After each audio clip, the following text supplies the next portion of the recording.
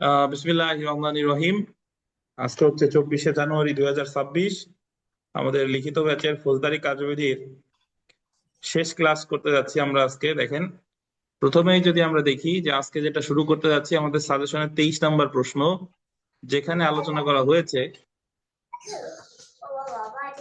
উন্মাদ আসামির বিচারের ক্ষেত্রে ম্যাজিস্ট্রেট বা দায়রা আদালতের করণীয় কি।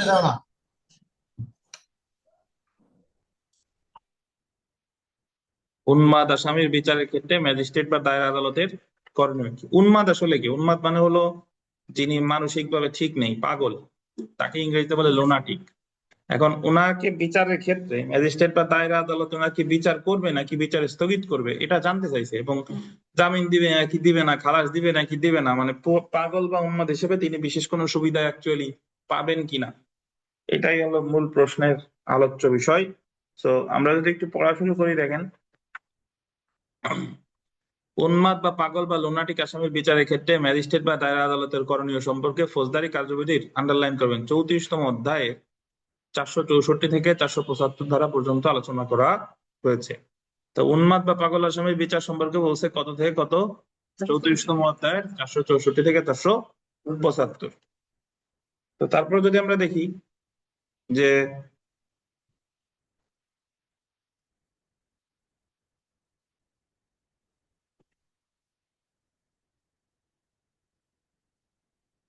464 অনুযায়ী ম্যাজিস্ট্রেট কোনো মামলার অনুসন্ধান বা বিচারকালে, এটা গোল দিবেন, অনুসন্ধান বা বিচারকালে। অনুসন্ধান মানে হলো চার্জ গঠনের আগে, বিচার মানে চার্জ গঠনের পরে।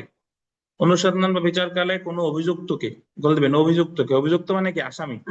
অভিযুক্তকে উন্মাদ বা পাগল বা মানসিক ভারসাম্যহীন বলে সন্দেহ হলে সংশ্লিষ্ট জেলার, আন্ডারলাইন করবেন, সিভিল সার্জন বা মেডিকেল অফিসারের মাধ্যমে উক্ত অভিযুক্তকে পরীক্ষা করিয়ে অভিযোগের সত্যতা পেলে উক্ত ম্যাজিস্ট্রেট উক্ত মামলার কার্যক্রম গোল দিবেন স্থগিত রাখতে পারে। বিবিআই বলছে যে ম্যাজিস্ট্রেট আদালত, ম্যাজিস্ট্রেট আদালত মানে কে? এনি ম্যাজিস্ট্রেট, জুডিশিয়াল ম্যাজিস্ট্রেট কোন মামলার অনুসন্ধান বা বিচারকালে তিনি যদি দেখেন ওনার কাছে যে মামলাটার বিচার হচ্ছে, মামলার আসামি হচ্ছে পাগল বা উন্মাদ, তাহলে উনি পরীক্ষা করাবেন সংশ্লিষ্ট জেলার কাকে দিয়ে? সিভিল সার্জনে দিয়ে বা মেডিকেল অফিসারকে দিয়ে।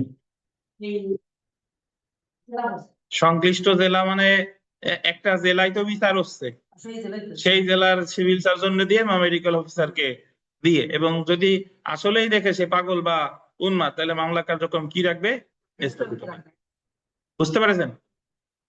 আচ্ছা, এরপরে যদি আমরা দেখি 465 ধারা অনুযায়ী, 465 ধারা অনুযায়ী দায়রা আদালত কোন অভিযুক্ত যদি উন্মাদ, পাগল বা মানসিক ভারসাম্যহীন হয় তবে মামলার বিচার কার্যক্রম স্থগিত রাখতে পারে।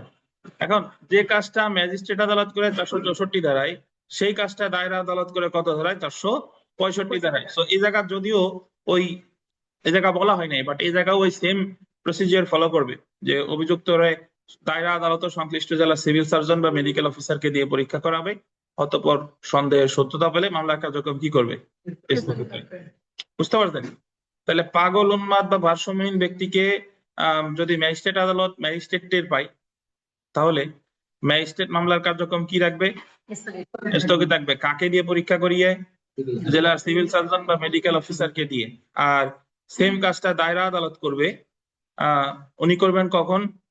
465-তে। বাট একটা জিনিস দেখেন, 465 ধারা অনুযায়ী দায়রা আদালত কোন অভিযুক্ত যদি উন্মাদ, পাগল বা মানসিক ভারসাম্যহীন হন তবে মামলার গোল দিবেন বিচার। ম্যাজিস্ট্রেটের ক্ষেত্রে ছিল অনুসন্ধান বা বিচার, আর এই জায়গায় আছে কি? শুধু বিচার। বিচার স্থগিত রাখতে পারে।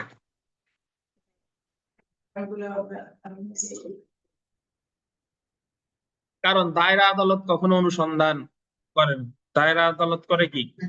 বিচার। তাহলে আমার এই 89 নাম্বার পেজ বের করেন হোসেন মোল্লা ভাই, অন্যান্য যারা আছেন। 87 23 নাম্বার প্রশ্ন বলবো আমরা, 23।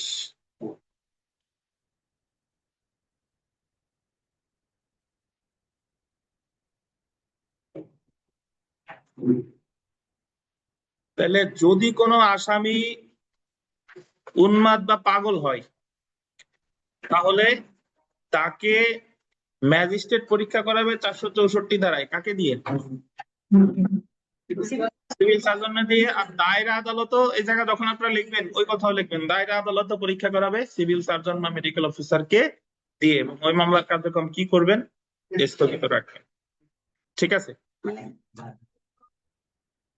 ওই ম্যাজিস্ট্রেটেরও যে লেখা, দায়রা আদালতেরও সেই লেখা, শুধু ধারাটা চেঞ্জ হবে, ম্যাজিস্ট্রেটের জায়গায় আসবে দায়রা আদালত। বুঝছেন? ওই যে সংশ্লিষ্ট যার সিভিল সার্জন, এটা তো দায়রা আদালতের ক্ষেত্রে লিখি নাই, এটাও হবে। আচ্ছা,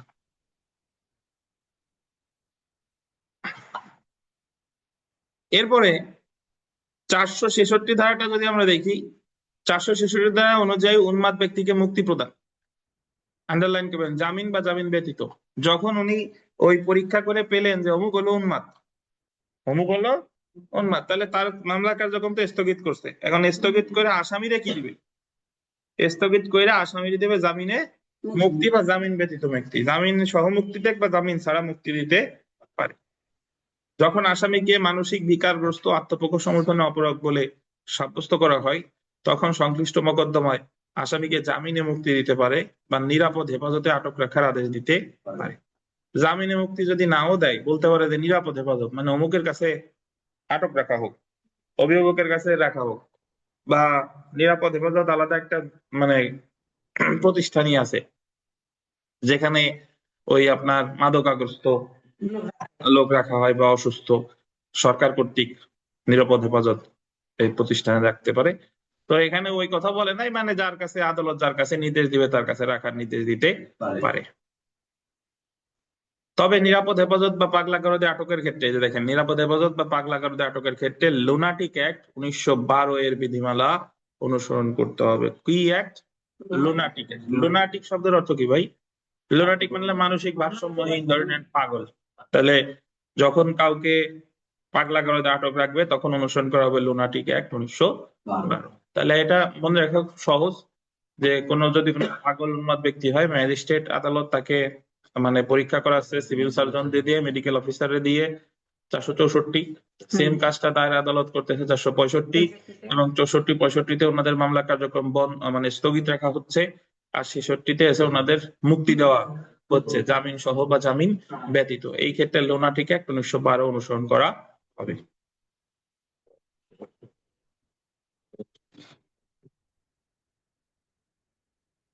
সবশেষে আমরা যদি দেখি 470 ধারা অনুযায়ী আদালত পাগল বা উন্মাদ আসামিকে খালাস। পাগল বা উন্মাদ আসামি যদি ধরেন তার কোনো উন্নতি হয়নি, সে পাগলই আছে, সে আমাদের আরিফ সাহেব হিসেবেই আছে, তার কোনো উন্নতি হয় নাই, তাহলে এক পর্যায়ে তারে কি করে দিবে? খালাস করে দিবে। আদালতের কাছে যদি মনে হয় অপরাধ সংগঠনকালে অভিযুক্ত মানসিক বিকারগ্রস্ত ছিলেন,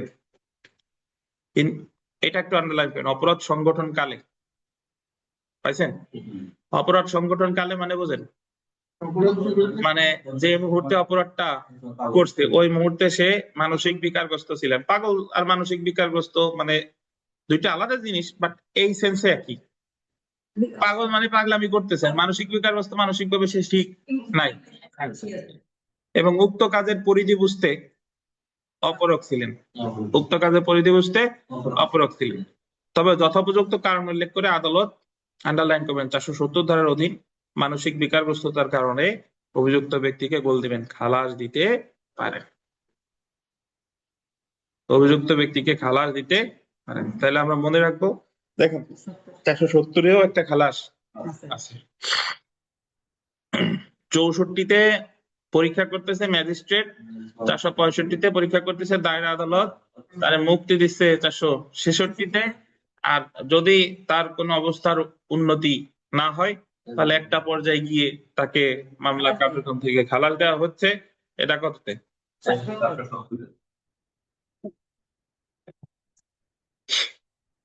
বুঝতে পারছেন?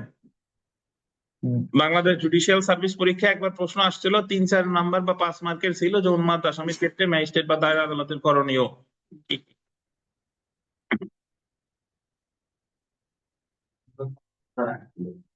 হুম। কোনো প্রশ্ন আছে ভাই আপনাদের? প্রশ্ন যদি না থাকে তাহলে আমরা পরেরটায় চলে আসি, 23-এর খ।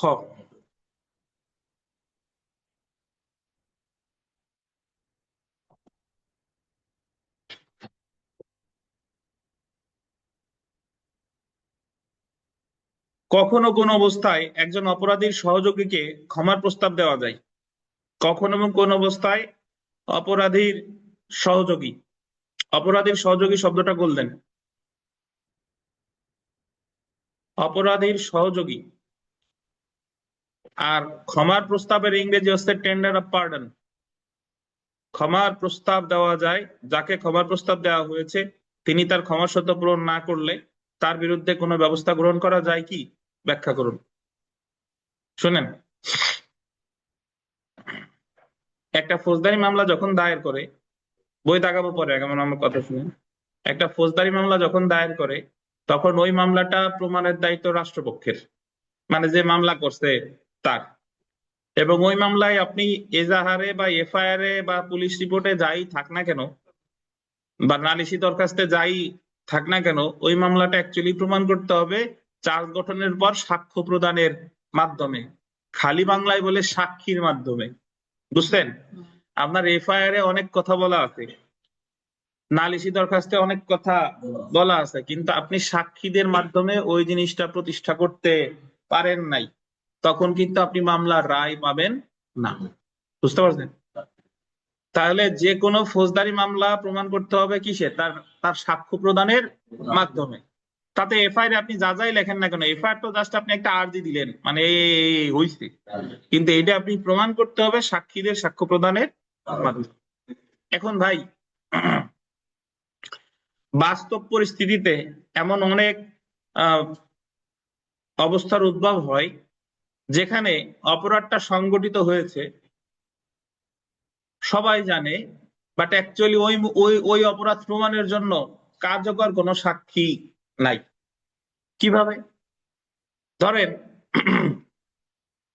যদি এই কথা বলি যে 10 জনে মিলে একটা গ্রামে ডাকাতি করছে গভীর রাতে, গ্রামবাসী আসতে আসতে তারা ডাকাতি করে চলে গেছে এবং পরিবারের যে সদস্যরা তাদেরকে হত্যাও করে গেছে, ধরেন ডাকাতিও করছে, হত্যাও করছে।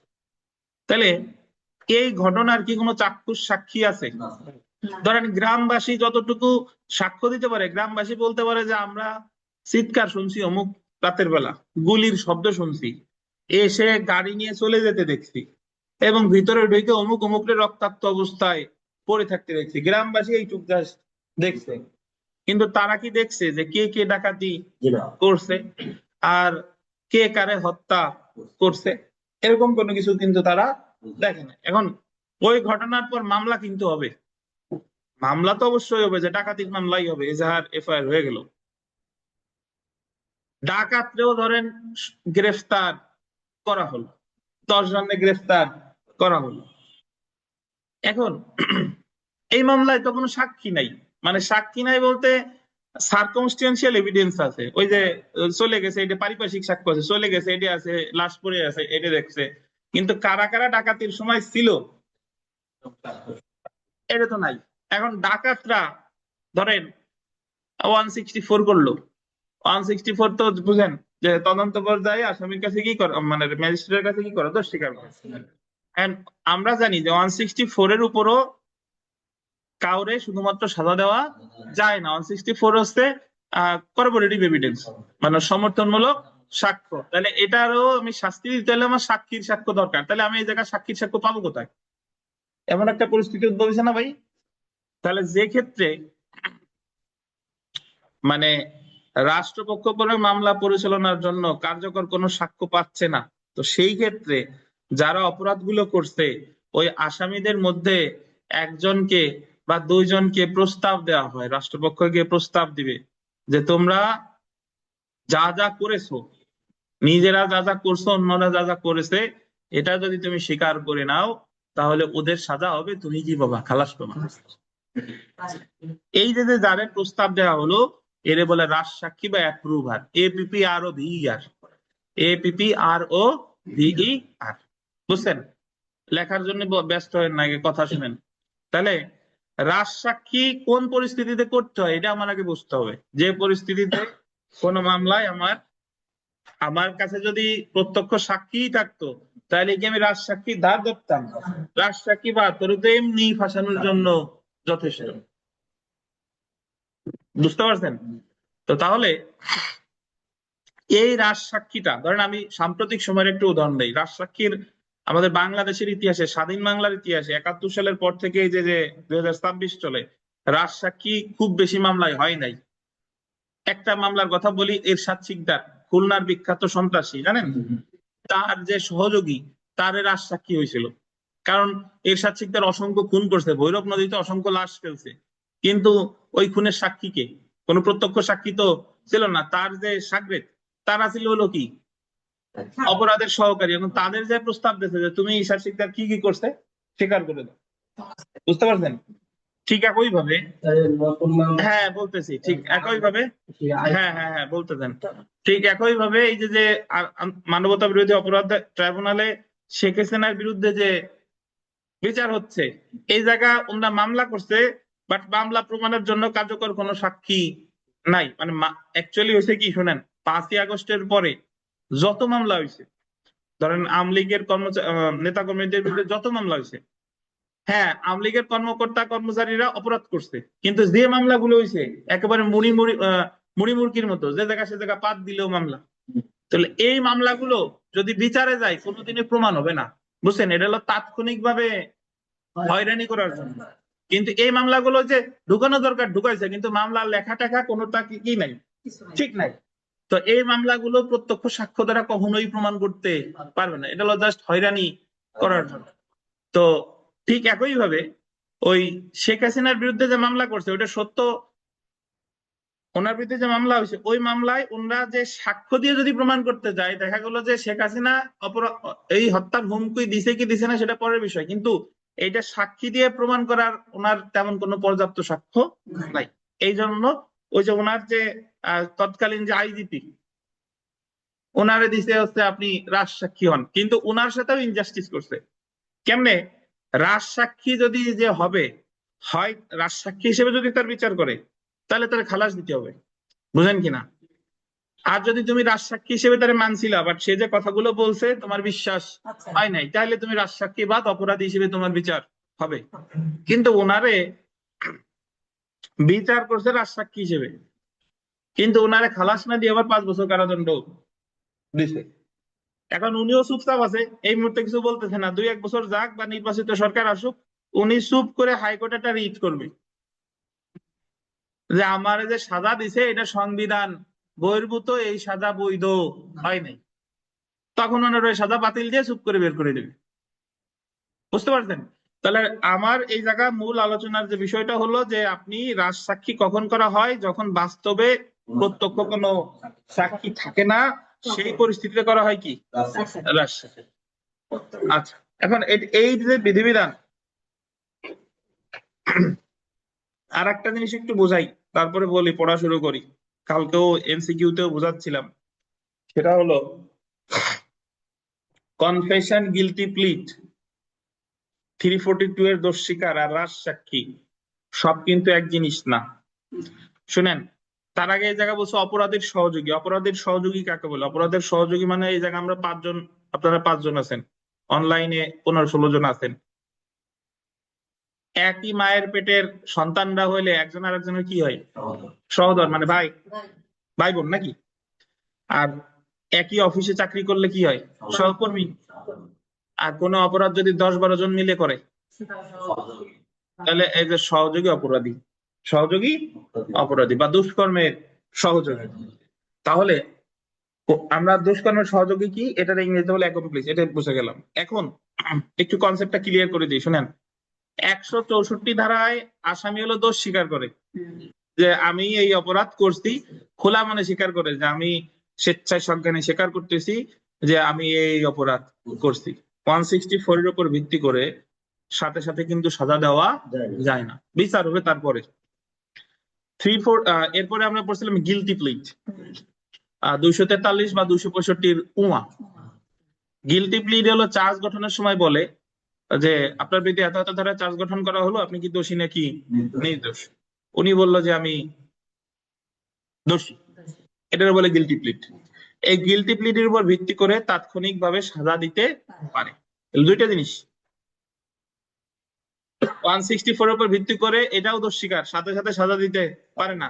আর গিলটি প্লিটের উপর ভিত্তি করে সাথে সাথে সাজা দিতে পারে। বুঝেন কিনা? এরপরে আছে আপনার 342।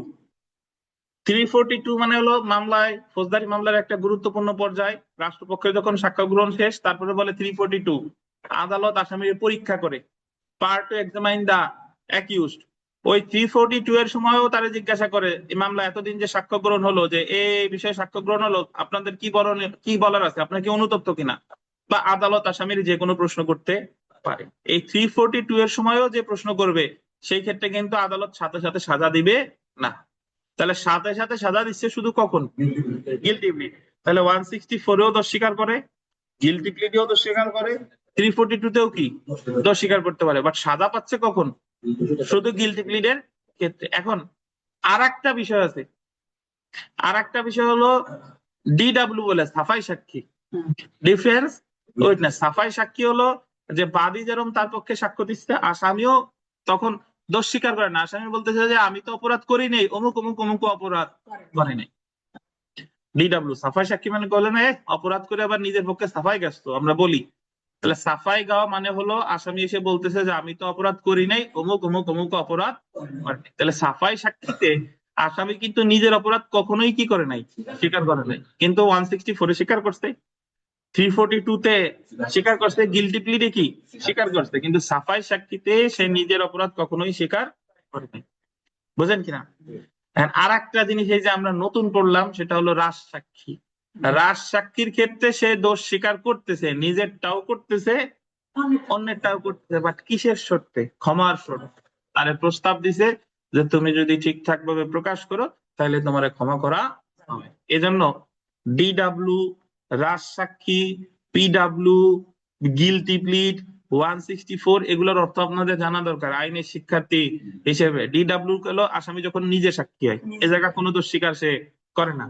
164-এ সে দোষ স্বীকার করে, গিলটি প্লিডে দোষ স্বীকার করে, 342-তে দোষ স্বীকার করে। এই তিন জায়গাও খালাস দেওয়া হয় না, তিন জায়গাও কি দেওয়া হয়? শাস্তি সামনে দিতে পারে। কিন্তু রাজ সাক্ষীতে সে দোষ স্বীকার করে, কিন্তু সে পাচ্ছে কি? খালাস, ক্ষমা। বুঝতে পারছেন? একটু গভীর আলোচনা করা, আসেন আমরা পড়া শুরু করি।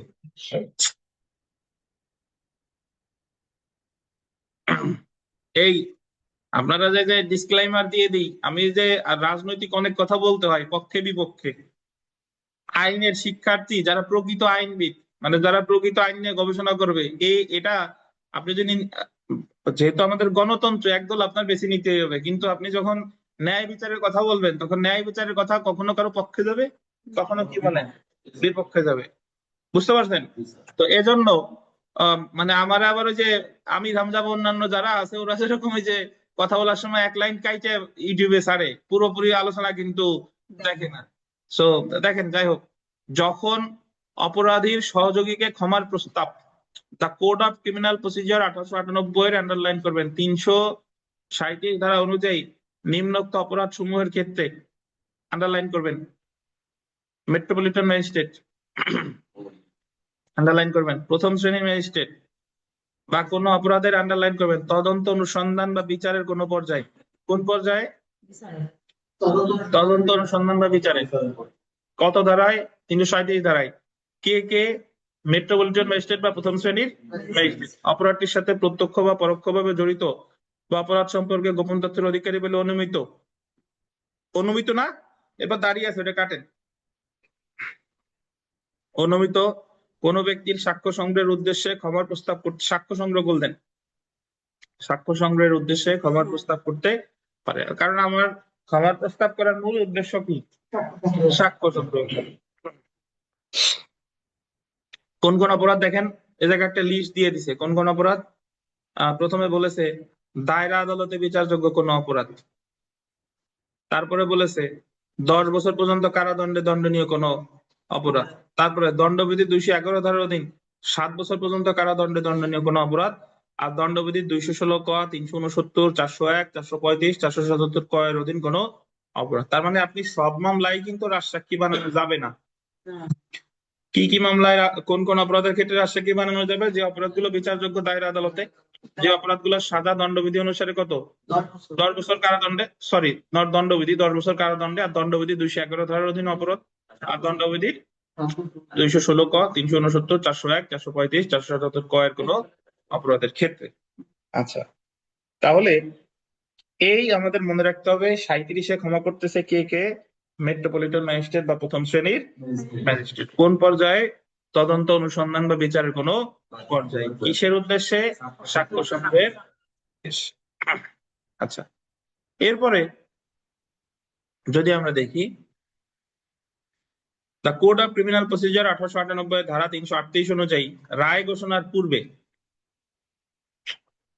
এটা গোল দেন, 338 গোল দেন আর রায় ঘোষণার পূর্বে গোল দেন। রায় ঘোষণার পূর্বে যে কোনো সময় যে আদালত আছে না, আদালতের উপরে একটু লেখেন দায়রা, দায়রা শব্দটা বাদ গিয়েছে, যে কোনো সময় দায়রা,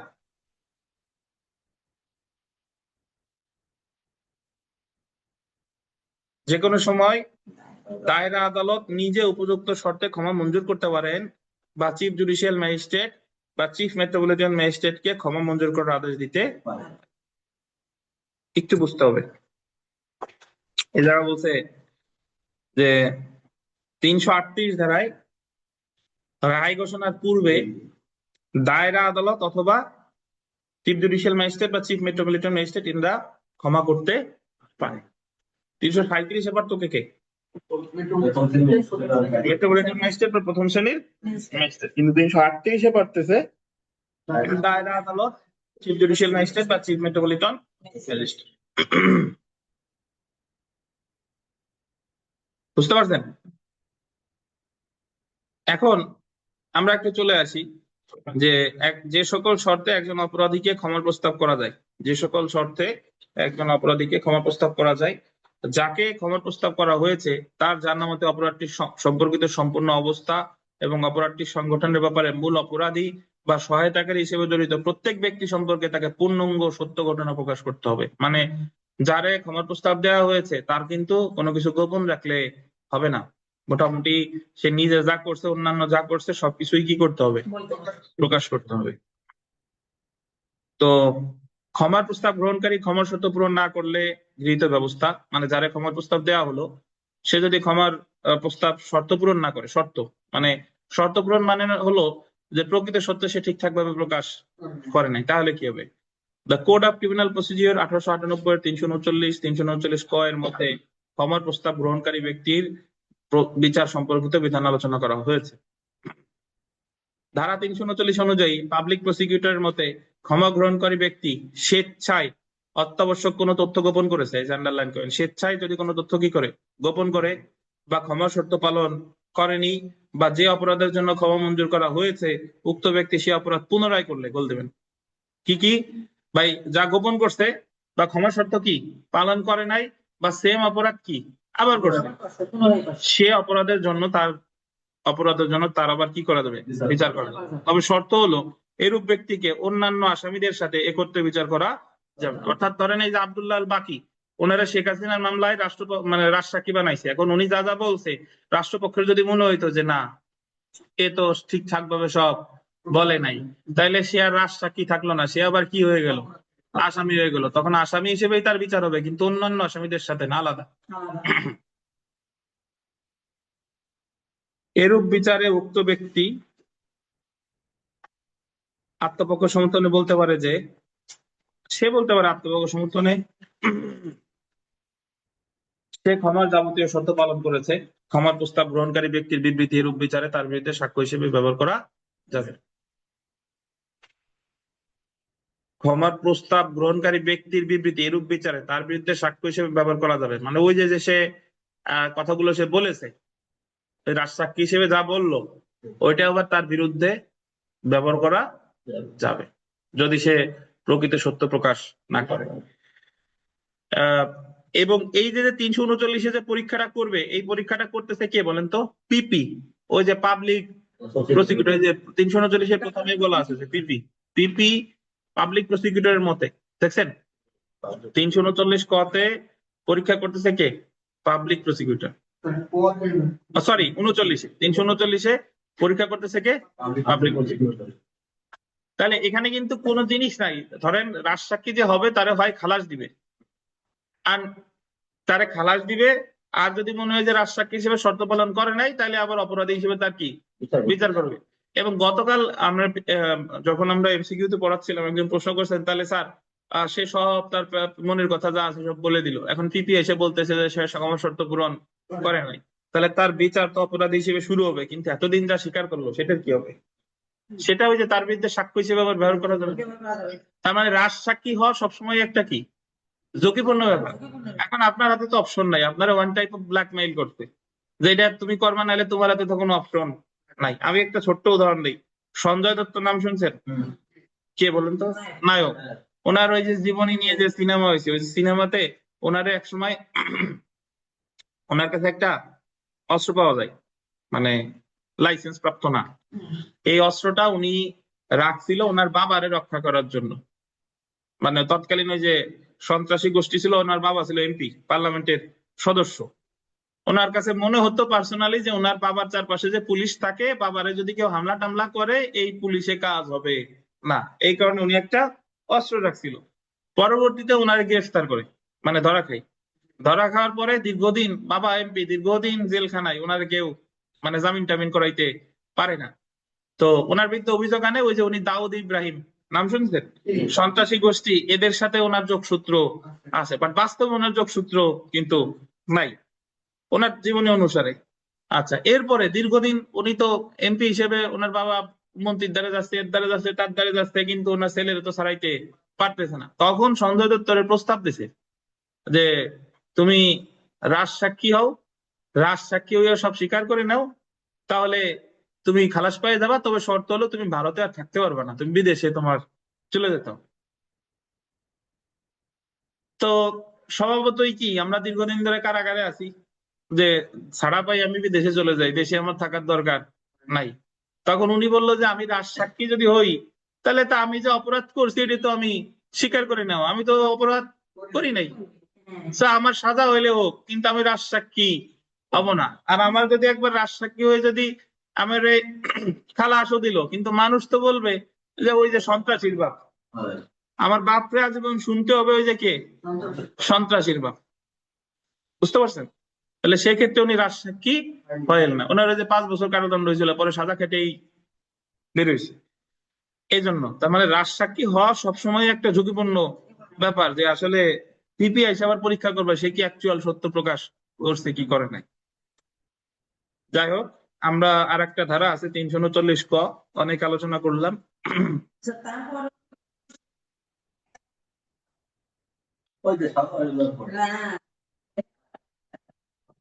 আচ্ছা দেখেন, ধারা 339 ক শুনেন। এই জায়গায় উনি বিথিকা যে প্রশ্ন করছে যে এক জায়গায় মুক্তি পায়, ধরেন একজন মানুষ যখন 30 বছর জেলখানায় থাকে বা 45 বছর জেলখানায় থাকে, তখন তার মুক্তি না পাওয়াই ভালো। এবং সেও পার্সোনালি চায় না যে আমি মুক্তি চাই। কেন জানেন? কারণ 30 বছর 45 বছর যে জায়গা আছে, ওই জায়গার ভিতরে উনি অভ্যস্ত হয়ে গেছে, এবং পরবর্তীতে যখন উনি বের হয় তখন মানসিক ভাবে ওনার বিপর্যস্ত হইতে হয়।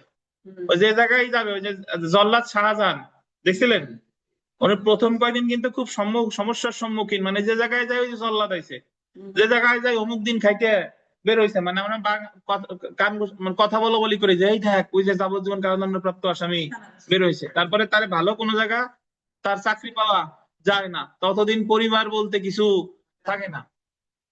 তো এজন্য বহু নজির আছে যে আমাদের তো এখানে তো বাংলাদেশে ওরকম সিস্টেম নাই।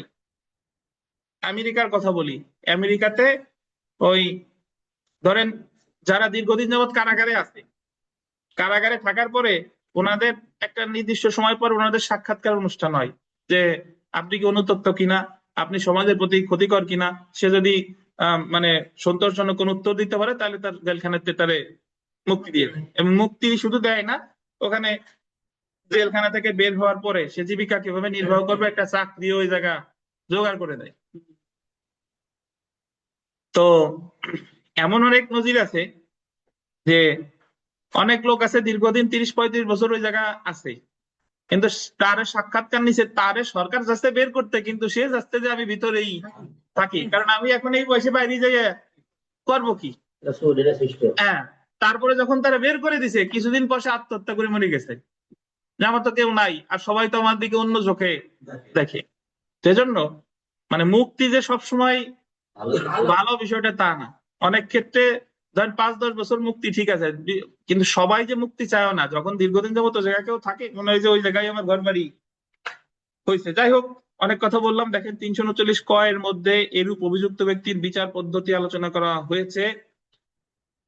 উক্ত ধারা অনুযায়ী দায়রা আদালত বিচারিক আদালত হলে আসামিকে চার্জে পড়ে শোনানো বা বোঝানোর পূর্বে, বা ম্যাজিস্ট্রেট আদালত হলে সরকার পক্ষের সাক্ষীদের সাক্ষ্য গ্রহণের পূর্বে আসামিকে জিজ্ঞাসা করবেন যে সে, আন্ডারলাইন করবেন, ক্ষমার প্রস্তাব করা হয়েছিল, যে ক্ষমার প্রস্তাব করা হয়েছিল সে তা প্রতিফলন মর্মে দাবি করে কিনা। আসামির বলবে যে আপনার যে ক্ষমার প্রস্তাব করা হয়েছিল আপনি কি সেটা পালন করছেন? আসামি এরূপ দাবি করলে আদালত তা লিপিবদ্ধ করে বিচার চালিয়ে যাবেন এবং আসামি ক্ষমার শর্ত প্রতিপালন করেছে কিনা তা নির্ধারণ করবেন। তাহলে একটা জিনিস এখানে দেখেন যে সে ক্ষমার প্রস্তাব গ্রহণ করছে কিনা, এটা পিপি যাচাই করতেছে 339 আর আদালত যাচাই করতেছে 339 ক। আসামি ক্ষমার শর্ত প্রতিপালন করছে মর্মে প্রতীয়মান হলে আদালত খালাসের রায় দিবে। অনেক আলোচনা করছি, বইতে খুঁজে যায় এত আলোচনা পাবেন না। তো তাহলে 337-এ ক্ষমা করতেছে মেট্রোপলিটন ম্যাজিস্ট্রেট বা প্রথম শ্রেণী ম্যাজিস্ট্রেট, 338-এ ক্ষমা করতেছে দায়রা আদালত বা চিফ জুডিশিয়াল ম্যাজিস্ট্রেট বা চিফ মেট্রোপলিটন ম্যাজিস্ট্রেট, 339-এ এসে পিপি পরীক্ষা করতেছে, 339 কতে এসে আদালত পরীক্ষা করে আসামির কি দিচ্ছে, খালাস দিচ্ছে। এতটুকু আলোচনা করলেই হবে, বা আমি যতটুকু আলোচনা করলাম 2-4 কথা নিজের মত থেকে লিখলেও হবে। টেন্ডার অফ পার্ডন বা ক্ষমার প্রস্তাব বা রাজসাক্ষী, এবার একটু আশেপাশে লিখে রাখেন যে অ্যাপ্রুভার বা রাজসাক্ষী। রাজসাক্ষীর ইংরেজি হচ্ছে approver, APPROVER, approver.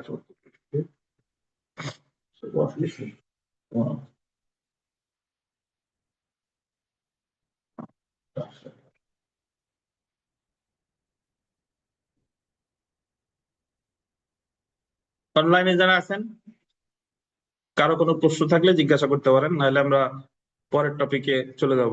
Online offline কোনো প্রশ্ন আছে কিনা ভাই, প্লিজ।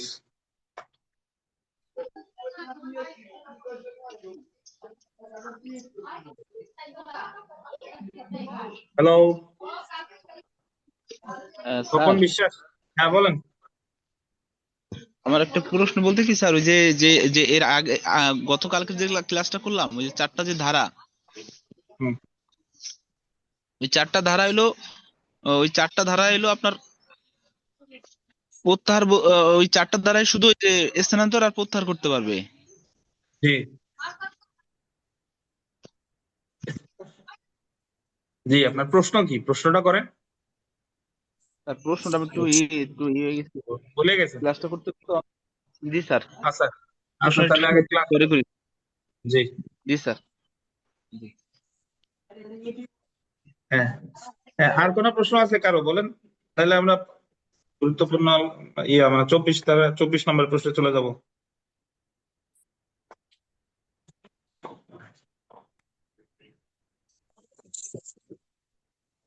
আচ্ছা, এখন আমরা মেইন জিনিসে চলে এসে দেখেন, সবই মেইন। 24 কতে আসি। নালিশি দরখাস্তের মুসাবিদা করুন। নালিশি দরখাস্তের মুসাবিদা মানে হলো শেয়ার মামলা। এর আগে আমরা পিটিশন মামলা করা শিখছি 98, 100, মনে আছে? এই জায়গায় নালিশি দরখাস্তের মুসাবিদা এই আকারে আসতে পারে, অথবা একটা ফ্যাক্ট দিয়ে দিল যে একবার আসছে যে 406, 420-এর মামলা একটা মুসাবিদা করুন। আচ্ছা, এখন এই যে যে নালিশি দরখাস্তের মুসাবিদা, এটা দণ্ডবিধিতেও আসতে পারে, এটা ফৌজদারিতেও আসতে পারে। দণ্ডবিধিতে বললো যে অমুক অমুক অপরাধ নিয়ে একটা নালিশি দরখাস্তের মুসাবিদা করো। তো যে জায়গায় আমরা পড়লে যে কোনো এক জায়গায় আসলে আসুক, সমস্যা নাই, জানা থাকলো। যেরকম আমরা যখন দেওয়ানি কার্যবিধি পড়বো, দেওয়ানি কার্যবিধিতে যে মামলা ফাইলিং মানে মামলা আরজি, আরজি লিখতে আসতে পারে, এটা দেওয়ানিতে আসতে পারে, সুনির্দিষ্ট প্রতিকার আইনেও আসতে পারে। সো আমরা নালিশি দরখাস্তের মুসাবিদা কিভাবে লিখতে হয়, কিভাবে করতে হয় দেখবো। তার আগে এখানে একটা ফ্যাক্ট আছে দেখেন, আপনাদের এই যে গতবারের আগের বার দিছিল 5/2/2023 তারিখ সকাল 10টায় এক্স তার বন্ধু পি কিউ আর এর সাথে, বন্ধু কয়জন? পি কিউ ও আর এর সাথে কত তারিখে? 5/2/2023, সরি 15/2/2023 সকাল কয়টা? 10টা। কে কে? এক্স, পি কিউ ও আর সাথে স্থানীয় বাজারে যাওয়ার পথে সদর থানাধীন রাজাপুর নামক স্থানে ওয়াই ও জেড তাদেরকে আটক করে। তাহলে তাদেরকে আটক করছে কে কে? আটক করছে ওয়াই ও জেড, বুঝেন কিনা? 30,000 টাকা চাঁদা দাবি করে। তা তাদের এখানে আপনি এভাবে চিন্তা করেন, তারা যে আটক করলো, আটক করা একটা অপরাধ, বেআইনি বাধা, বুঝছেন? ওই যে যেদিকে তার আইনগত অধিকার আছে সেদিকে যাতে তারে বাধা যদি দেয় সেটা কি বলে? বেআইনি বাধা। চাঁদা দাবি করছে, এক্সটর্শন মানে চাঁদাবাজি, চাঁদাবাজি দাবি করে এবং প্রাণ নাশের হুমকি দেয়। বলছে যে যদি না দাও তাহলে তোমার প্রাণ নাশ করা হবে। ওই যে মৃত্যুর বলপূর্বক দখলের জন্য, বলপূর্বক গ্রহণের জন্য মৃত্যুর ভয় দেখানো, বলপূর্বক গ্রহণের জন্য মৃত্যুর ভয় দেখানো, মনে আছে আপনাদের? আচ্ছা, হঠাৎ তাহলে এই ভয়টা দেখাইছে কে কে? ওয়াই আর জেড। হঠাৎ এন ওয়াই জেড এক্স কে, এন ওয়াই ও জেড মানে কয়জন? 3জন। এন ওয়াই ও জেড, এই 3জন জেড এক্স কে, সরি এন ওয়াই ও জেড, ওয়াই জেড তো আগে থেকেই ছিল, ওই যে হুমকি দিল টাকা চাইলো, ওদের সাথে যোগ হয়েছে কে? এন। এই 3জন এক্স কে এলোপাতাড়ি ঘুষি মারতে থাকেন। মানে এক্স মানে হলো ওই যে এক্স তুই তো তার বন্ধুদের নিয়ে গেছে, এলোপাতাড়ি ঘুষি মারতে থাকেন। এবং এম রাস্তার পাশে চায়ের দোকান থেকে ফুটন্ত পানি এনে, এম আবার আর একজন নতুন জড় হয়েছে, রাস্তার পাশে থেকে রাস্তার পাশে চায়ের দোকান থেকে ফুটন্ত পানি এনে এক্স এর শরীরে কি ঢেলে দেন। তাহলে এক্স এ প্রথমে মারছে, তারপরে আবার মারছে, মানে এলোপাতাড়ি ঘুষি মারছে হলো এন ওয়াই ও জেড, আর গরম পানি ঢাললো কে? এম। বুঝতেছেন কি? আচ্ছা,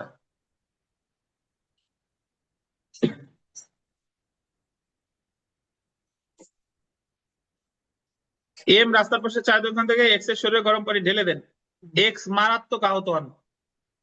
এই ঘটনায় যা পেনাল কোড 1860 অনুসারে প্রত্যেক আসামির ফৌজদারি দায় নিরূপণ পূর্বক একটি নালিশি প্রস্তুত করুন। বুঝছেন? বলতেছে এই ঘটনায় প্রত্যেক আসামির কে কি করছে এই দায়ের নির্ণয় পূর্বক একটা নালিশি দরখাস্ত প্রস্তুত করতে বলছে। এখন আপনি যখন একটা নালিশি দরখাস্ত লিখবেন ভাই, শুধু নালিশি দরখাস্ত লিখতে হলে প্রথমে আমার ধারণা থাকা লাগবে দণ্ডবিধি সম্পর্কে, কার কোন জায়গা কি অপরাধ হয়েছে এটা যদি আমি না জানি তাহলে আমি লিখবো কিভাবে? তো এই জায়গা কি কি অপরাধ হয়েছে? রাস্তা আটকাইছে, এটা একটা। চাঁদা দাবি করছে, এটা একটা। এলোপাথারি ঘুষি মারছে, এটা একটা।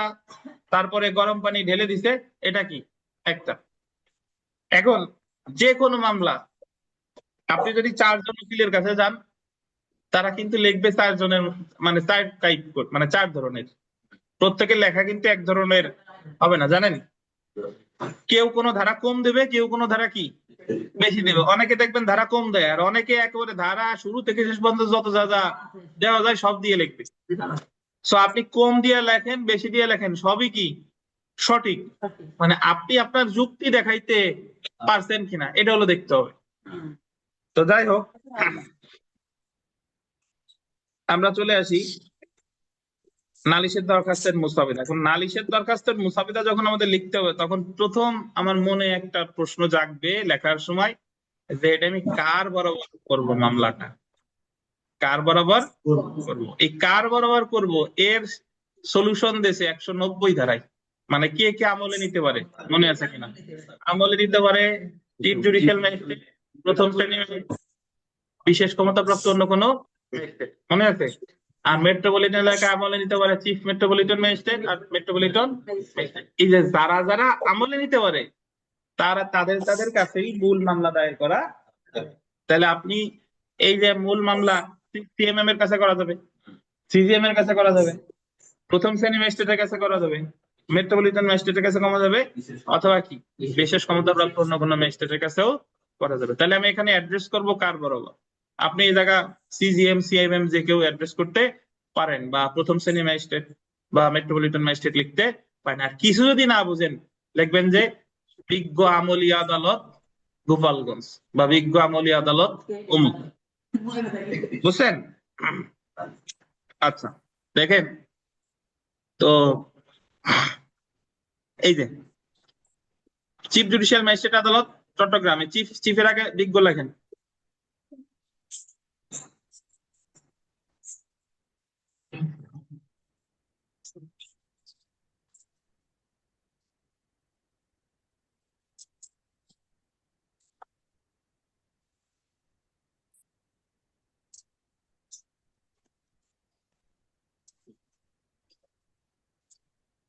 বিজ্ঞ চিফ জুডিশিয়াল ম্যাজিস্ট্রেট আদালত চট্টগ্রাম, সূত্র সিআর মামলা নাম্বার ..2013, সদর রাজাপুর।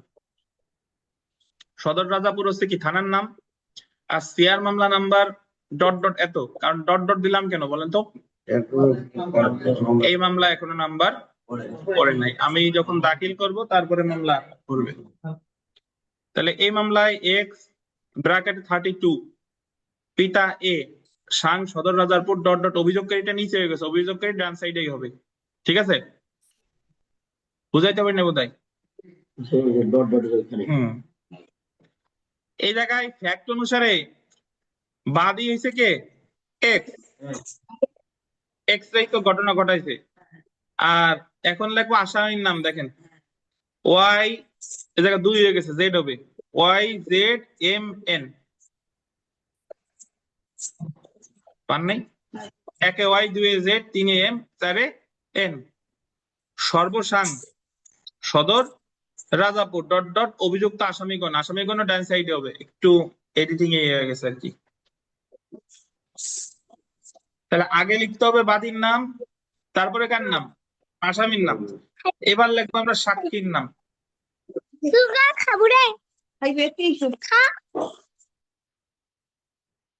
এই মিউট করেন সবাই, খাও বাবু, যা খাইতে মন চাই খাও। দেখেন, সাক্ষী অভিযোগকারী স্বয়ং, অভিযোগকারী স্বয়ং মানে কে? এক্স। আর এক্স এর সাথে কারা ছিল? PQ1। PQ1 সর্বসাং কি? সদর রাজাপুর। এখন অনেকে প্রশ্ন করেন, স্যার আমি কি পিতার নাম মাতার নাম লিখবো কিনা? পিতা, মাতা তো লেখা লাগে না, পিতা লিখবো কিনা? সবচেয়ে ভালো হয় সর্বপিং দিলে ভালো হয়, মানে সবার পিতা। ধরেন আর সাক্ষী 3 জন, 2, 3, 4, এদের সর্বপিং মানে সবার পিতা একজনই, বারবার লেখা লাগলো না। ওই যে এরকম লাগছে সর্বসাং সদর রাজাপুর, মানে সবার ঠিকানা কি? এক জায়গা। আর সবার ঠিকানা যদি মানে এক একজনের ঠিকানা যদি এক এক জায়গায় হতো, তাহলে ঠিকানা বারবার লেখা লাগতো।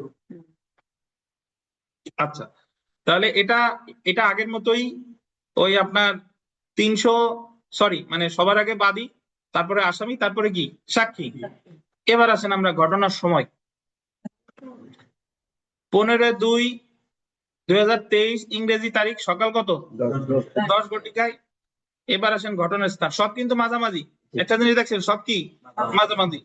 ঘটনার স্থান ওই যে রাজাপুর বাজারের নিকটে। ধারা, এবার লিখতে হবে ধারা, মানে কোন ধারায় আমি মামলাটা করব।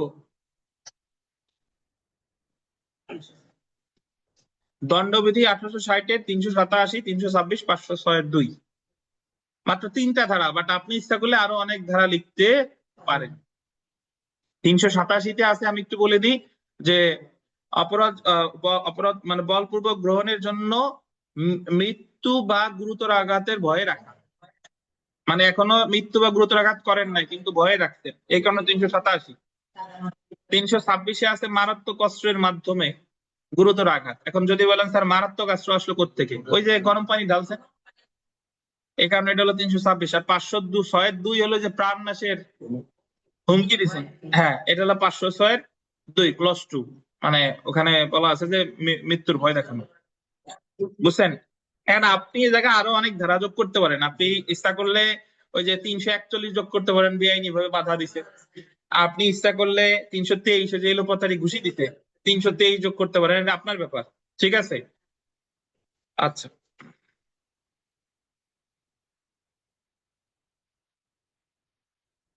তারপরে আপনি এখানে ইচ্ছা করলে 34 যোগ করতে পারেন। ঠিক আছে, যে সবাই একসাথে করছে। হ্যাঁ, তো এটা আপনার ব্যাপার, কি করবেন না করবেন আপনার ব্যাপার। এই জায়গায় যা লেখছে এটাও যে ভুল বিষয়টা তা না, বুঝতে পারছেন? আচ্ছা আচ্ছা, একজন লিখছে স্যার মুসাবিদা লেখার সময় কি বাম পাশ থেকে লেখা যাবে? বাম পাশ বলতে আপনি কিভাবে বোঝাচ্ছেন? এই সব যা যা মাঝখানে আছে তাই তাই যদি বাম পাশে লিখবেন এটা বোঝাচ্ছেন? না, ওভাবে লেখা যাবে না। ফরিদ সাহেব কথা বলেন, আমি আপনার বোঝাই দিই কি আপনি বাম পাশ বলতে কি বোঝাতে চাচ্ছেন, এটা আগে আমি একটু ব্যাখ্যা করেন তাইলে আমি বোঝাই দিই।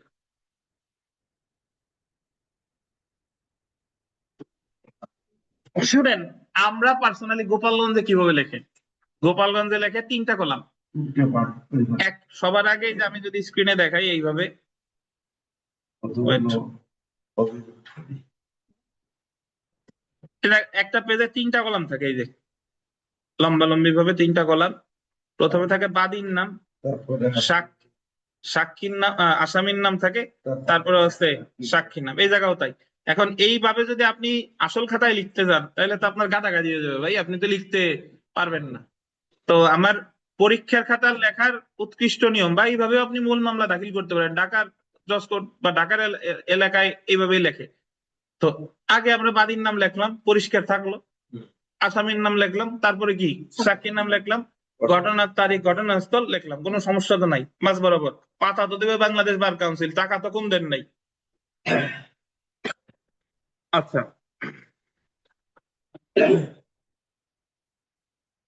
এখন আমরা আমাদের মনে যা যা আছে সবকিছু বলতে হবে। দেখেন, অভিযোগকারী অভিযোগকারীর বিনীত নিবেদন এই যে অভিযোগকারী দেশের আইন মান্যকারী সম্ভ্রান্ত পরিবারের স্বীকৃত নাগরিক হন, অন্যদিকে আসামিগণ চাঁদাবাজ সন্ত্রাসী প্রকৃতির ব্যক্তি হন। বিগত এত ইংরেজি তারিখে এক্স তার বন্ধুদের নিয়ে বাজারে যাচ্ছিল, প্রতিমধ্যে রাজাপুর নামক স্থানে ওয়াই ও জেড তাদের পথ রুদ্ধ করে সামনে এগাতে কি দেয়, বাধা দেয়। লেখা কিন্তু খুব বেশি জটিল না, মানে মামলাটা সাজাবেন কিভাবে ওইটা হলো মেইন। আচ্ছা, তারপরে যদি দেখেন, অভিযোগকারী ও তার বন্ধুরা অয় ও জেড এর এরূপ কর্মকাণ্ডের কারণে কারণ যাইতে চাইলে অয় ও জেড উভয় বলে যে এই রাস্তা দিয়ে যেতে হলে আমাদের 30,000 টাকা চাঁদা দিতে হবে, চাঁদা না দিলে তোদের সবাইকে মেরে ফেলবো। অভিযোগকারী ও তার বন্ধুরা চাঁদা দিতে অস্বীকার করায় ওয়াইজেড অভিযোগকারী এক্স এর উপর হামলা করে, সাথে আসামি ওয়াইজেড এর সাথে তাদের বন্ধু এন যোগ দেয়। তারা 3 জনে মিলে এক্স কে এলোপাথারি ঘুষি মারতে থাকে। এই যে যে আমি যদি এইভাবে লেখেন যে এলোপাথারি ঘুষি, এটা হলো 323। পাশে চায়ের দোকানে আসামিগণের বন্ধু এম বসেছিল, সে নিজে ফুটন্ত পানি এনে এক্স এর শরীরে ঢেলে দেয়, এটা হলো 326। এতে অভিযোগকারী মারাত্মক আহত হন। পরবর্তীতে বাজারের স্থানীয় লোকজন শোরগোল শুনিয়ে এগিয়ে এলে আসামিরা পালিয়ে যায়। তখন স্থানীয় লোকজন আহত এক্স কে উপজেলা স্বাস্থ্য কমপ্লেক্সে ভর্তি করায়। সেখানকার ডাক্তার এক্স কে চট্টগ্রাম মেডিকেল কলেজে স্থানান্তর করে। এ নয় জেড এর কিল ঘুষির ফলে এক্স এর নাক ভেঙে যায়। নাক ভাঙার কথা কি ওই জায়গা আছে? নাই, বাট এটা হলো আমি যোগ করছি। ঠিক আছে, এগুলো বানানোর কোনো সমস্যা নাই, যা আছে তা তো থাকবে, সাথে আমি আরো কিছু যোগ করতে পারি। এবং মাথার এক পাশে নীল ফোলা জখম হয়, এই নীল ফোলা জখম টখম এগুলো হলো কোর্ট কাছারির ভাষা। ঠিক আছে, যে নীল ফোলা জখম, নীল ফোলা বোঝেন না তাহলে তো জখম। আচ্ছা, এবং ডান হাতের হাড় ভেঙে মারাত্মক আঘাতপ্রাপ্ত হন এবং ফুটন্ত পানির কারণে মারাত্মক আঘাতপ্রাপ্ত হন, শরীরের বিভিন্ন স্থান ঝলসে যায়। এর ফলে দণ্ডবিধি 1860-এর 387, 326, 506 2 ধারার অধীন অপরাধ সংঘটিত হয়। বুঝছেন? এখন আপনি যদি পার্সোনালি কে কি করছে এটা নির্ধারণ করতে চান সেটাও করতে পারেন, হ্যাঁ, ধারা দিয়ে দিয়ে। কিন্তু মূল মামলা এইভাবে ধারা দিয়ে দিয়ে লেখে না, বুঝছেন? মূল মামলায় ঘটনা লেখে, কার উপর কি ধারা আসবে সেটা আদালত নির্ধারণ করে। আচ্ছা, তো হ্যাঁ, সেটা তো ওই যে ওই জায়গা তো বলাই আছে। এখন গরম পানি ঢাইলে দিছে এই কারণে যে 300 লিখবেন, যে ব্যাখ্যা দেন যে গরম পানি ঢাইলে দিছে এই কারণে 326 আসে, এইরকম লেখা তো কাজ দিতে থাকে না। লেখা যায় যে অমুক গরম পানি দিয়ে আঘাত করছে। আচ্ছা, দেখেন, অতএব বিজ্ঞ আদালতের নিকট বিনীত নিবেদন এই যে আইন ও ন্যায় বিচারের স্বার্থে আসামিগণের বিরুদ্ধে এই নালিশ গ্রহণ করত, আসামিগণের বিরুদ্ধে অপরাধ আমলে গ্রহণ করত, গ্রেফতারি পরোয়ানা জারি করত, আসামিগণকে উপযুক্ত দণ্ডে দণ্ডিত করতে বিহিত কি হয়, মর্জি হয় তারিখ এত। আর সংযুক্তি দেখেন, সংযুক্তি মানে হলো আপনি মামলার সাথে সাথে কি কি দিলেন।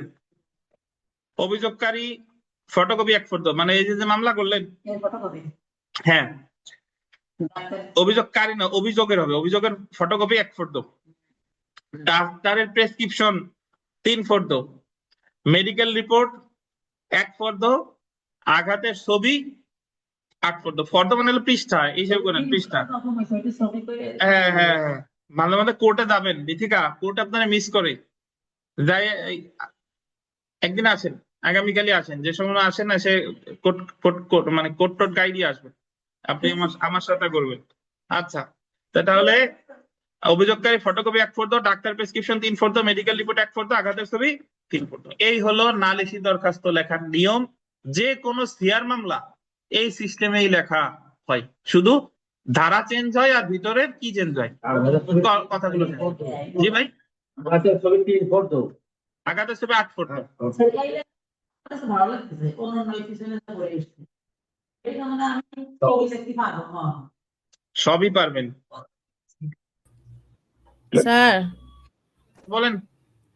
স্যার সংযুক্তি আর ফিরিস্তি কি একই না? ফিরিস্তি দেওয়া নিচে থাকে আর সংযুক্তি এটা একই একই একই। সিআরপিসি। এই সংযুক্তি আর ফিরিস্তি ফর্ম, এই সংযুক্তিটা লিখতে হয় ফিরিস্তি ফর্মে। ফিরিস্তি ফর্ম ওই জায়গা থেকে কিনতে হয়, ওই জায়গায় এই সংযুক্তি কি কি করছেন এই সবকিছু লেখা হবে ফিরিস্তি ফর্মে, সাদা কাগজ। ফিরিস্তি ফর্ম আলাদাই কিনতে হয়, যে আমি কি কি করলাম, কি কি সাথে জি। দিছি সেটা লেখা থাকবে কিসে, ফিরিস্তি ফর্মে। ফিরিস্তি ফর্ম মানে হলো আপনার ইন্ডেক্স এর মতো, বইয়ে সূচিপত্র থাকে না, ফিরিস্তি ফর্ম জি, হলো কি কি কাগজপত্র দিছি সেটা সূচিপত্র, বুঝছেন? জি স্যার। স্যার আমার একটা প্রশ্ন আছে স্যার। মাহবুল আলম নাকি? জি স্যার, মাহবুব আপনার তো পাই না, কি অবস্থা আপনার? আসি স্যার, ক্লাসে করতেছি তো স্যার। বলেন কি প্রশ্ন আছে? স্যার আমরা যে 1860 এর 387, 326, 506(2) এর ধারা দিয়ে যে স্যার মামলাটা করলাম স্যার, এখন স্যার এখানে কি স্যার ধারা চেঞ্জ হতে পারে স্যার আদালতে? অবশ্যই পারে। চার্জ গঠনের সময় কি চেঞ্জ করবে না না করবে এটা আদালতের এখতিয়ার। আর স্যার আমরা যে নালিশি মামলাটা করলাম স্যার, যে ধারাগুলো স্যার, এই এইখানে কি স্যার চেঞ্জ হতে পারে না এই মামলা এই ধারা থাকি যাবে স্যার?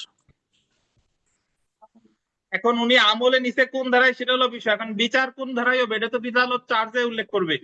ধরেন আপনি 406, 420 এর মামলা করছেন, আদালত চার্জ জি স্যার। গঠনের সময় বা আমলে নেওয়ার সময় শুধু 406টা রাখছে, 20টা কেটে দিছে, বা 20টা রাখছে 406 কেটে দিছে, বা এটা চার্জ যখন গঠনের যখন সময় স্যার চার্জ 420 হবে তখন রাখছে, 406 রাখছে, ঠিক আছে। এখন আপনি যদি সংক্ষুব্ধ হন যে না আমার এই জায়গায় 406ও লাগবে, আপনি কেন কাটলেন, তাহলে আপনার প্রতিকার হলো কি, রিভিশন। বুঝছেন? ও তাহলে স্যার এটা চার্জের সময় আমি টের পাবো যে আমার ধারা কোনটা থাকলো কোনটা থাকলো না। এক হলো আমলে নেওয়ার সময় টের পাবেন, আর এক হলো চার্জে নেওয়ার সময় টের পাবেন। ও ঠিক আছে স্যার।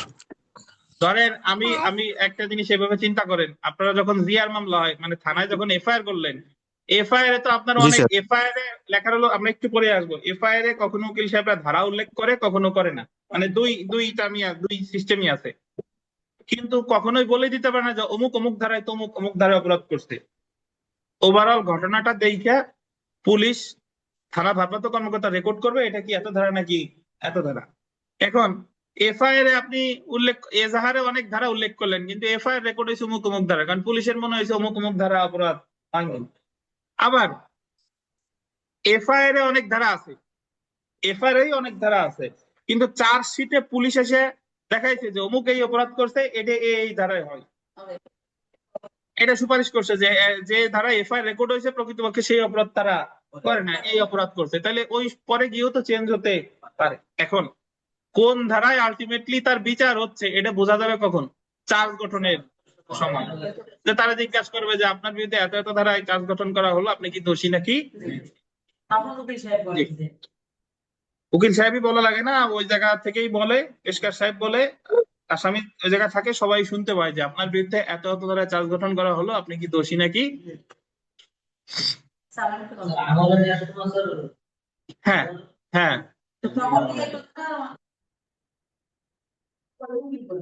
কি উকিল বলবে,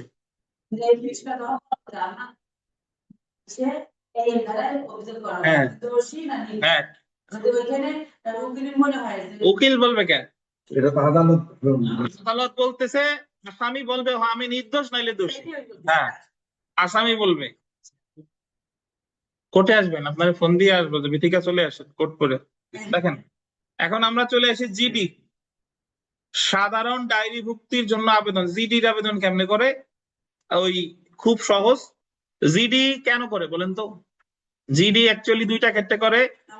যখন কোনো ঘটনা ঘটার আশঙ্কা দেখা দেয়, যে আমি আশঙ্কা করতেছি অমুক আমার এই ঘটনা ঘটাইতে পারে, আর যখন কোনো ঘটনা ঘটে গেছে বাট ওই যে যে ঘটনাটা ঘটছে ওটা হলো নন কগনিজেবল, মানে আমল অযোগ্য অপরাধ, সেই পরিস্থিতিতে আমরা 155 ধারায়, ফৌজদারি কার্যবিধি 155 ধারায় কি করি? জিডি করি। দেখেন, বরাবর অফিসার ইনচার্জ মুগদা থানা ডিএমপি ঢাকা সাধারণ ডায়েরিভুক্তর জন্য আবেদন।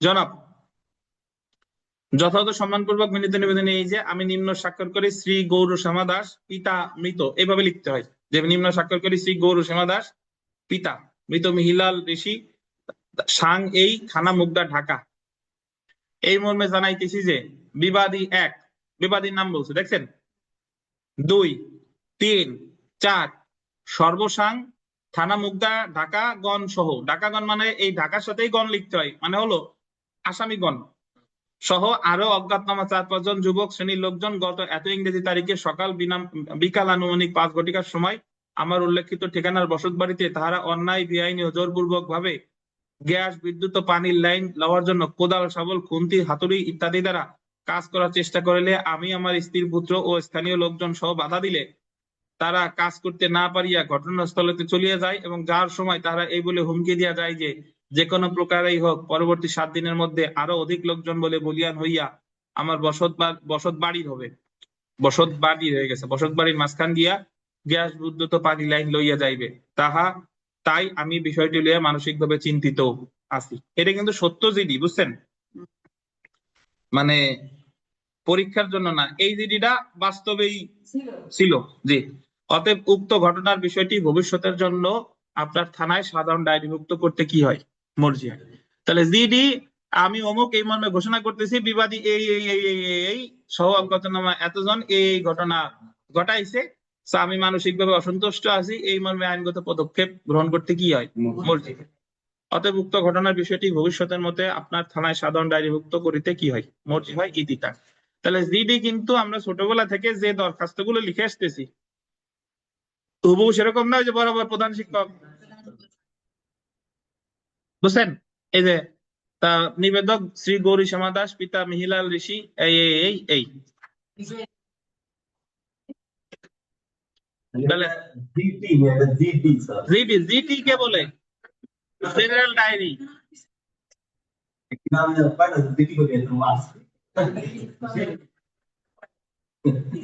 জিডি হবে, ঠিক আছে, জেনারেল ডায়েরি।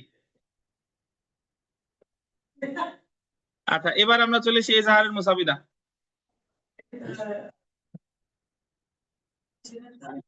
সিস্টেম একই, খালি আগের বার যা লিখছি ওটা হলো আমল অযোগ্য, আর এবার যা বলবো সেটা কি?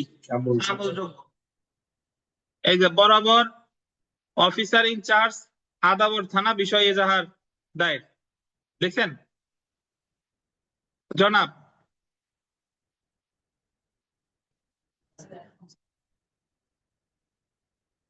বিনীত নিবেদন এই যে আমি আতিয়া রহমান শিলু স্বামী আউয়াল হোসেন সাং করটিয়া থানা জেলা টাঙ্গাইল অ্যাপার্টমেন্ট বাসা নং 03 নবোদয় হাউজিং প্রবীণ সড়ক থানা আদাবর ঢাকা থানায় আলিয়া নিম্নলিখিত ভাবে এজাহার দায়ের করিতেছি যে আমার মেয়ে নায়িকা হোসেন প্রকৃতি ধানমন্ডি অমুক স্কুলের 7ম শ্রেণীর ছাত্রী, গত এত তারিখ রাত এত ঘটিকার সময় আমার মেয়ে চকলেট কেনার জন্য বাসার নিচের নামে উক্ত আসামি 1, 2, 3 এই যে 1, 2, 3 এদের নাম ঠিকানা পিতার নাম বিস্তারিত লিখতে হয়, বুঝছেন? কেরানীগঞ্জ ঢাকা গন্ধের সহায়তায় 1 নং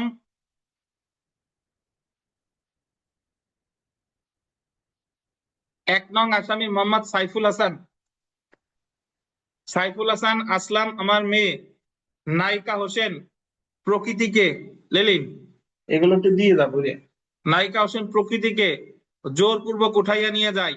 বর্তমানে 1 নং আসামি মোবাইল নং এই দ্বারা আমার সহিত কথা বলায় আমরা একত্রে আসি, পরে আসব। মানে আসামি বলতেছে যে প্রকৃতি আর আমি কি আছি, একসাথে আসি, পরে আসবো। স্থানীয়ভাবে খোঁজাখুঁজি করিয়া আসিয়া এজাহার দায়ের করিতে সামান্য বিলম্ব হইল। মানে আপনি যখন এজাহার করবেন যদি দেরি হয়, কেন দেরি হলো এই ব্যাখ্যাটা কিন্তু ওখানে আপনার দিতে হবে, এই জন্য দেরি হলো। অতএব বিষয়টি আইনানুগ ব্যবস্থা গ্রহণ করিতে আপনার একান্ত কি হয়, মর্জি হয়। আচ্ছা, তো তাহলে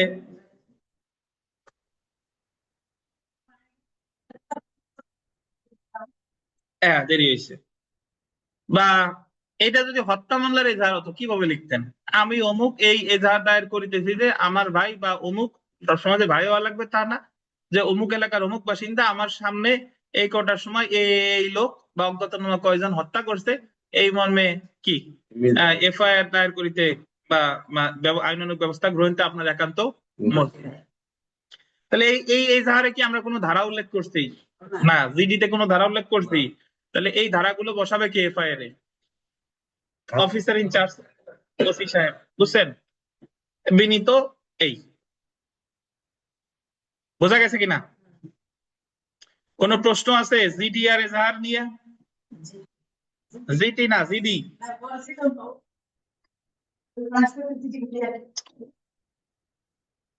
আমরা আজকে এটা শেষ করে দেবো, আর একটু করবো, দাঁড়ান আর একটু বাকি আছে, একটু বিরতি, 2 মিনিটের বিরতি, একটু আপনার হাঁটাচলা করেন, আমি কফিটা খাই।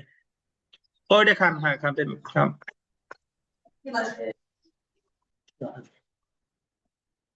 তো ওই দেশের লোকটাকে তার খুব ভালো তাই বলে। আচ্ছা দেখেন, আমরা চলে আসি কোয়াশমেন্ট কি। কোয়াশ কোয়াশ কোয়াশ শব্দের অর্থ অ্যাকচুয়ালি বাতিল, ঠিক আছে? কোয়াশমেন্ট তাহলে হয় বাতিলকরণ।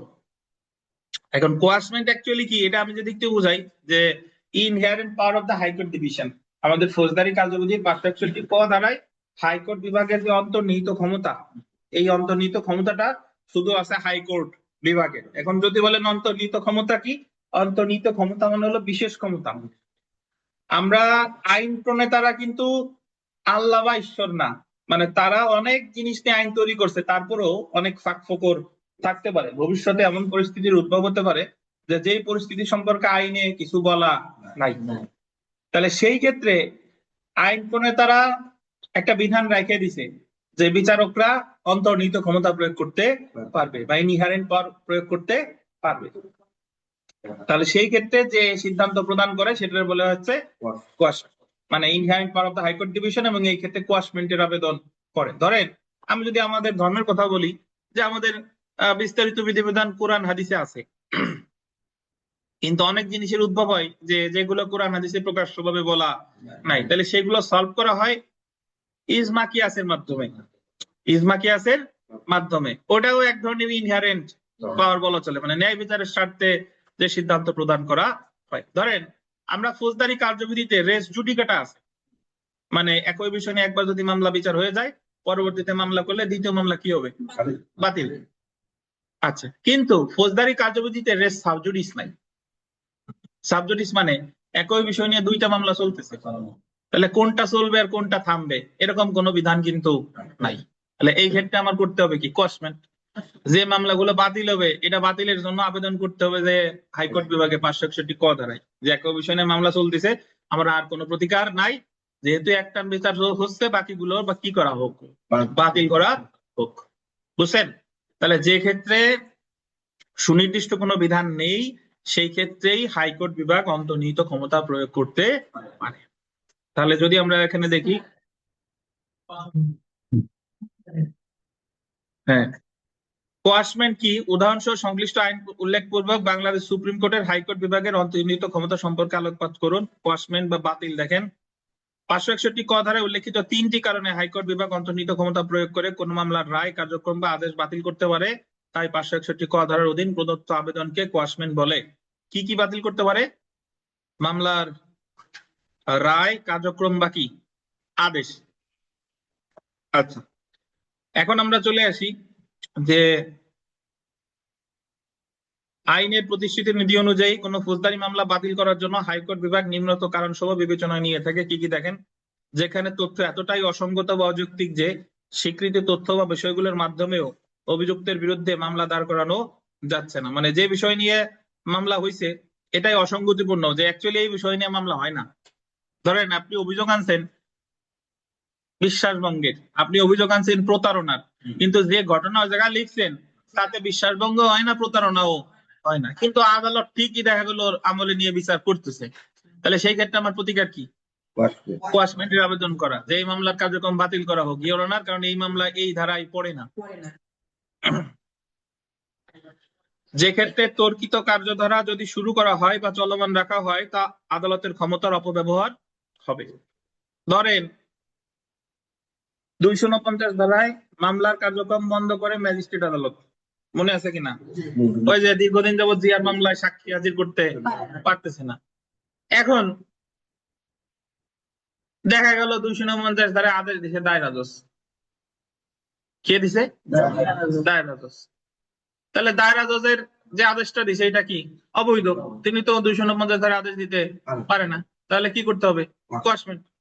দেখেন, যে ক্ষেত্রে কোনো কার্যধারা শুরু করা বা চলমান রাখার ক্ষেত্রে কোনো আইনগত বাধা নিষেধ আছে, দেখা গেলো আইনে আছে যে এটা শুরু করা যাবে না, আইনে আছে এটা চলমান রাখা যাবে না, তাহলেও সেক্ষেত্রে কিসের আবেদন করতে হবে?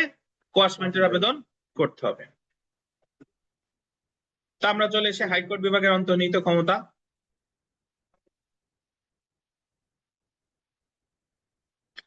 আইন ও বিচার কার্যক্রমের উদ্দেশ্যে ন্যায় বিচার প্রতিষ্ঠা করা।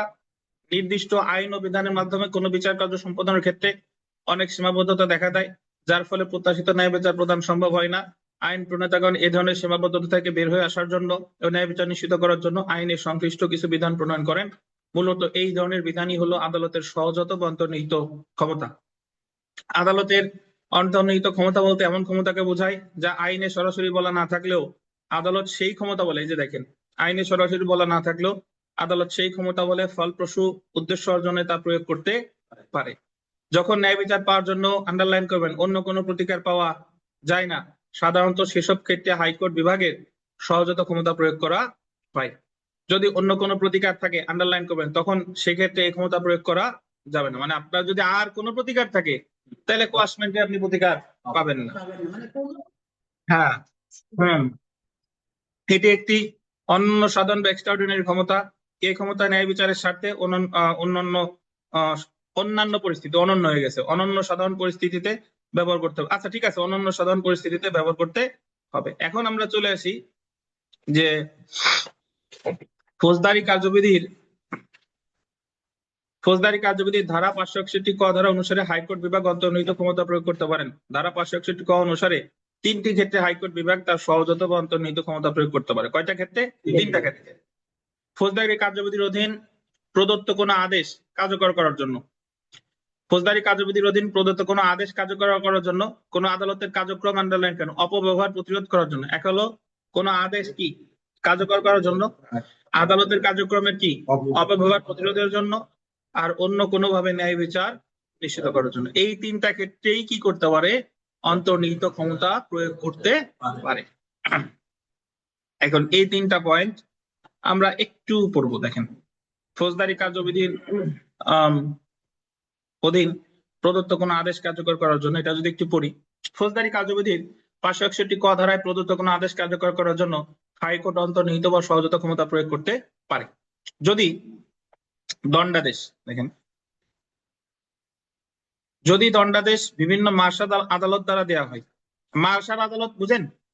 মানে সামরিক আদালত, যা মার্শাল প্রোক্লেমেশন বা রেগুলেশন দ্বারা গঠিত, সেক্ষেত্রে 561 ক ধারার অধীন হাইকোর্ট সহজাত ক্ষমতা প্রয়োগ করতে পারে না। অর্থাৎ মার্শাল কোর্টের ক্ষেত্রে সহজাত ক্ষমতা প্রযোজ্য না, সাফ কথা। মানে মার্শাল লতে সেনাবাহিনীরা যে বিচার করবে, সেই বিচারের ক্ষেত্রে হাইকোর্ট বিভাগ 561 ক ধারা প্রয়োগ করতে পারবে। অর্থাৎ মার্শাল রেগুলেশন দ্বারা গঠিত মার্শাল আদালত দ্বারা কোনো আদেশ দেওয়া হলে হাইকোর্ট সহজাত ক্ষমতা প্রয়োগ করতে পারবে না। এছাড়া আদালত কর্তৃক এজাহার বা চার্জশিট গ্রহণের আগে, এটা আন্ডারলাইন করেন, এজাহার বা চার্জশিট গ্রহণের আগে 561 ক ধারার সুবিধা গ্রহণ করা যায় না। বিবিআই আদালত কর্তৃক কি এজাহার বা চার্জশিট গ্রহণের আগে 561 ক ধারার সুবিধা গ্রহণ করা যাবে না।